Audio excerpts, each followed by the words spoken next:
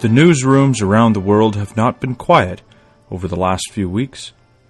This week, the plot thickened in the United Kingdom, with 3 ministers flying to meet the Queen to request a suspension of Parliament, which was granted, causing outrage and protests. The impression, however, coming out of No.10 Downing Street is that they are serious about leaving on October the 31st, with or without a deal. The fight in the country is certainly far from over, but we do know from Bible prophecy that Britain does not belong in Europe. Whether it happens on October the 31st or not, Britain will leave Europe, even if she has to fight to get out. That excitement was this week. Last week, however, was also worth watching. Last week, another meeting took place. French President Emmanuel Macron sat down for a chat with the Russian President Putin. When these meetings happen, it's always interesting from a Bible prophecy perspective, as Bible students have long expected an empire to develop that would include Europe and Russia. What came out of that meeting certainly shows that those in power in Europe are moving events directly in line with where scriptures have indicated millennia ago that they would. And with Britain showing signs that she really may actually Brexit, Europe will be left to finally pursue her ambitions unimpeded. I think this is going to be quite interesting to see Britain, what Europe looks like with Britain out. Because in many ways, Britain has sort of put the brakes on much of Europe's plans for further integration. Obviously, holding herself out of the euro, along with other things, generally holding back some of Europe's ideas. Well, welcome to another edition of the Bible in the News. This is John Billington with you this week. From the reading of prophecy in Ezekiel 38, we refer to it a lot on this program, but it's because it is such a prophecy that fits for our time in things that we look at and giving us direction in the world and making so many of the events that go on, puts them in focus and they make sense through the lens of Ezekiel 38. And through this prophecy, Bible students have waited for the time when a great northern confederacy of nations would develop, as we say, on the territory of Europe and Russia. And this basic area that these nations call home, according to Ezekiel, is in verse 15. It says, in the uttermost parts of the north. So you get this confederacy given to us, and all these names of countries, but they come from the uttermost parts of the north, and that is, of course, north from Israel. And this gives us a vague idea, if nothing else, of where we're looking at. But in that list of names, some are still recognizable. Ethiopia, Persia, we know as Iran today. But some of them are really not very well known. And of particular interest in what we're going to discuss this week is that of Rosh, a proper name as we see it in the RV in verse 2, a name that is not used today. There's an old manuscript that survived called the Septuagint. Many feel that the Septuagint is not the best manuscript, but on this it is incredible. Because today we look at Rosh and we can, it's not a recognizable name, but if you go back to the Septuagint, which was written in Greek over 100 years before Christ, it's extremely helpful because they translated that word, Rosh, into something that is still recognizable today. And that word refers to the Rus peoples. Now, this name has carried through to Russia, and you can hear it also in Belarus or Belarus. And more can be found, if you want to look more into the background of Rosh, more can be found in the back issues of the Bible magazine, along with the other nations mentioned in Ezekiel 38. And we'll refer you to Bible Magazine, Volume 21, Number 4, which is available on the website, and the link has been put in the text on BibleInTheNews.com. But one thing is for certain, that many Bible students have looked for this confederacy or empire to develop for many years. And this expectation did not come from Ezekiel alone, but also from the book of Daniel, Revelation, and others. And it was John Thomas, writing in the 1800s, who wrote in the Exposition of Daniel, his book, The Exposition of Daniel, the following. He writes, by turning to a map of Europe and Asia, the reader may trace out the territory of the kingdom of Babylon as it is destined to exist in its last form under the king of the north in his Gogian manifestation. Now those are all things coming out of Ezekiel and Daniel. The names of countries furnished by Ezekiel will lead him to a just conception of its general extent, which is what we've been saying. Besides all the Russians, it will take in Norway, Sweden, Denmark, Holland, Belgium, France, Spain, Portugal, Italy, Switzerland, Germany, Prussia, Austria, Turkey, Persia, Tartary, Greece, and Roman Africa, and Egypt. This will be a dominion of great magnitude, extending from the North Sea to the wall of China and Afghanistan, and from the Ice Sea to the deserts of Africa and Arabia. The organization which this vast empire will assume, when fully developed, is represented in the second chapter of Daniel by a colossus in human form, which as an apparition flitted before the mind of Nebuchadnezzar in a dream. Daniel says that the scene of which it was the subject was a representation of what should be in the latter days. This being admitted, it follows that what is recorded in that chapter is yet in the future. The scene exhibits a colossus standing on its feet, unrivaled brightness of glory and terrible to behold. This is going to be an incredible empire when it finally comes together. Now, gaining the full extent of this empire has certainly been tried before. We can think of both Napoleon and Hitler. But it's always been slightly elusive in coming, as both of those leaders met their end in Russia. It seems God was actually keeping parameters on these nations. They were not to get to the full extent until the latter days. Well, when the time is right, it would not be led militarily from the West, meaning Germany, or France, but from Russia, which is what we see coming from Ezekiel 38 also. This Rosh, these Russians, they are the ones that are a guard to the rest of Europe. They are the ones militarily in control. Now, it's no big reveal that there has been discussions about Europe, a Europe that stretches from the Atlantic to the Pacific. But recently, Russia's actions in Crimea and eastern Ukraine, among other things, certainly ended most of these conversations. Russia sort of became a bit of a pariah state, and nations sort of isolated themselves from her. She's been having sanctions put on her, especially from the United States. But not all of them, however. Not everyone is treating Russia this way, and certainly in Europe things are starting to change. And this past week, Emmanuel Macron sat down, as we mentioned, with Vladimir Putin. And on Macron's English Facebook, after the event, it gave the following message. Now, I mentioned this is on his English Facebook page. He writes, I hear that it is useless to talk to Russia, that it does not have an impact. I don't agree. Not talking to her would be to isolate her, push her into a privileged dialogue with a handful of powers like China. That's what would be in our interest.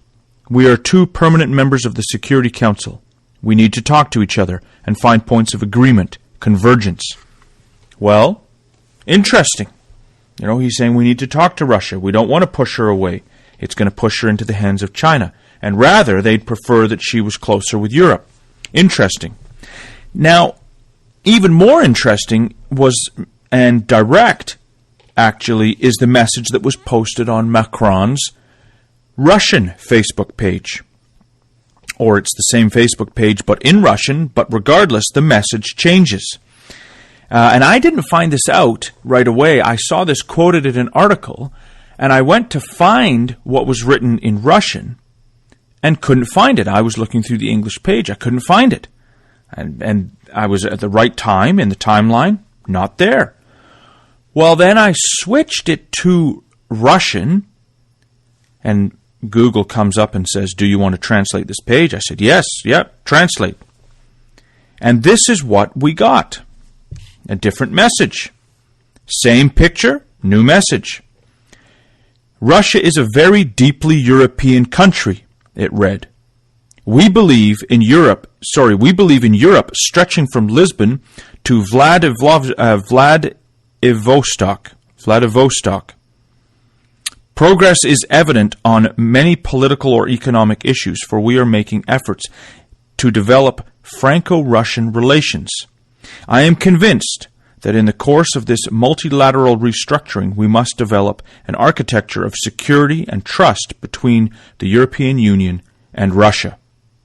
So Macron is calling for a Europe integrated with Russia, stretching from Lisbon, which is on the west coast of Europe, to, if I say that right, Vladivostok, which, regardless how you pronounce the name of it, I apologize, is on the east of Russia, on the Pacific. So this grand, as we see it, as an empire coming. Here they just see it as an alliance. Well, we know where it's going to go. But I thought that was incredible what he was posting on his Russian page. Well, an article from the Ukrainian news outlet, and it's called 1112, is, I think, interesting in what it says, and it comes at a perspective from a country certainly with skin in the game. And the following was written after the meeting. It reads, and so this was just posted last week.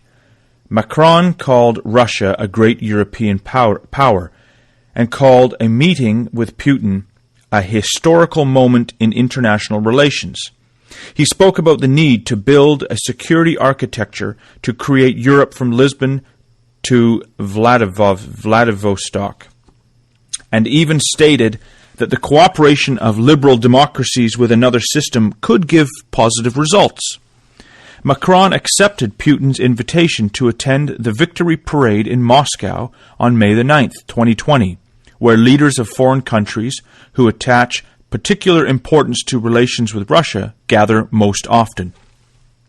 The meeting in Bregençon indicates that France is making a foreign policy turn towards Russia due to certain circumstances, which may not bring the most favorable consequences for Ukraine. There is nothing new in Macron's discussion of Europe from Lisbon to Vladivostok. He simply borrowed the idea of Greater Europe, which has existed in political and expert circles since the beginning of the 20th century.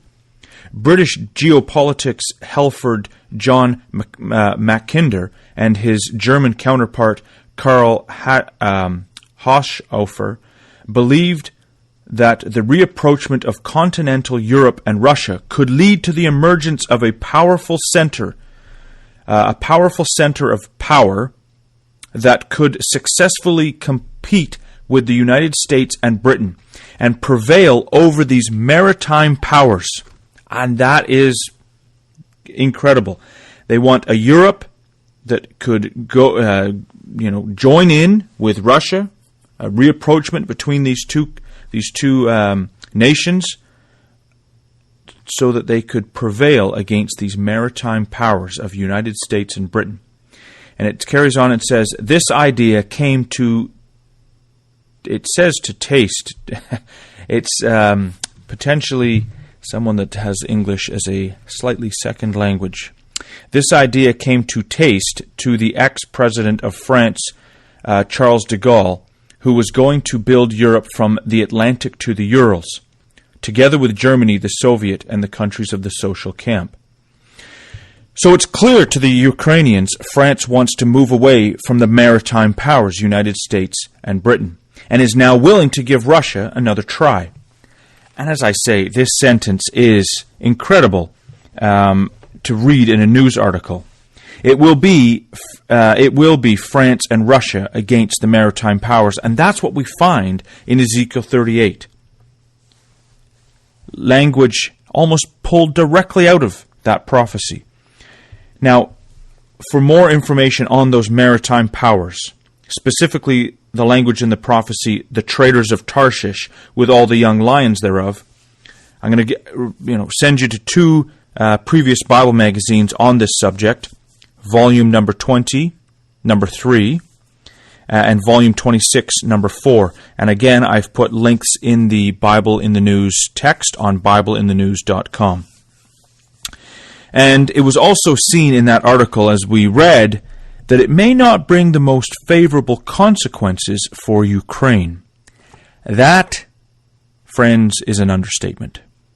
Hanging the Ukrainians out to dry is, however, supported by none other than the Vatican. And the following is an excerpt from the Catholic Herald and was written after Putin's last visit to the Vatican in July. And this is actually written by a Canadian bishop. And he writes, "It is clear what Putin wants. An aggressor in Syria and Ukraine, and a supporter of the murderous regime of Nicolas Maduro in Venezuela, he wants to exploit his warm relations with Pope Francis for moral cover. He got that on this visit with the Holy Father, quote-unquote, overlooking Russia's role in Syria's civil war. Instead, Russia's efforts to preserve and protect the Christian holy places were praised.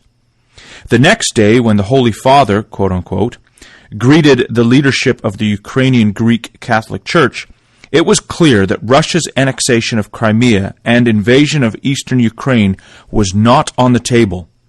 Pope Francis spoke of a Ukraine wounded by more than 5 years of war, in which those responsible were camouflaged." He carries on and says, "It is not such a great mystery who the wounding is done by.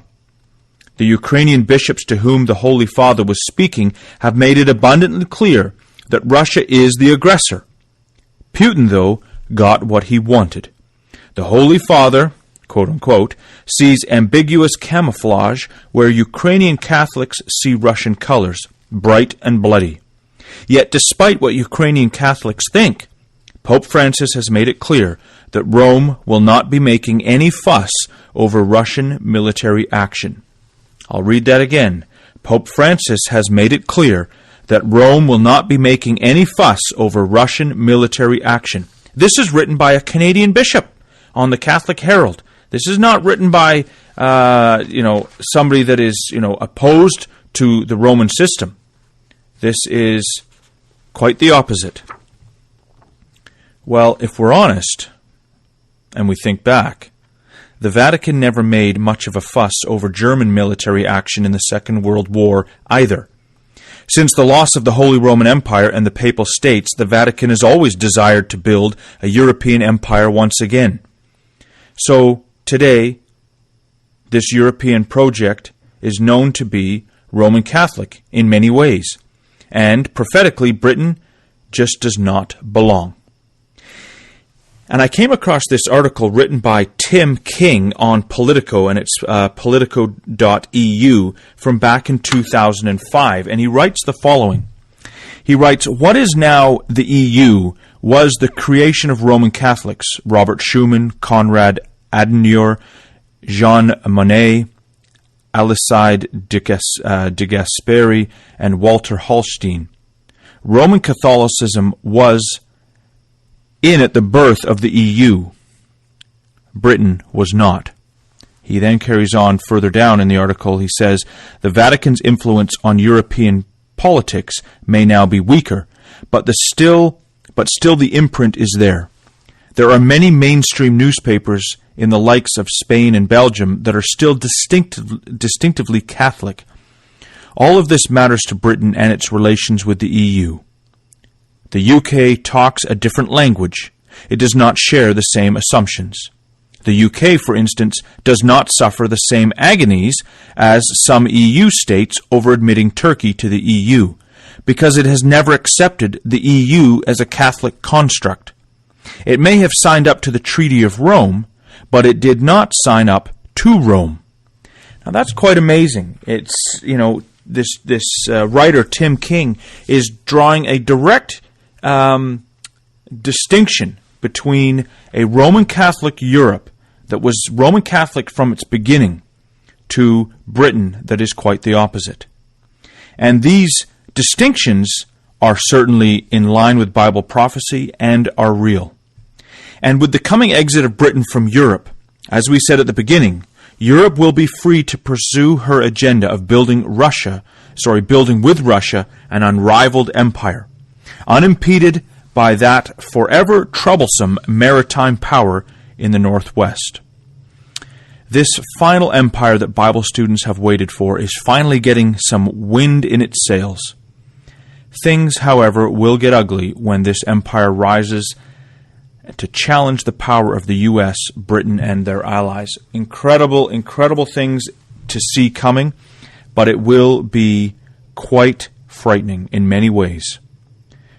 However, it does mean that what we're about to see is what we have always expected, and therefore bringing us another week closer to the return of the Lord Jesus Christ, who will shatter the power of this empire on the mountains of Israel, as Ezekiel the prophet foretold in chapter 39.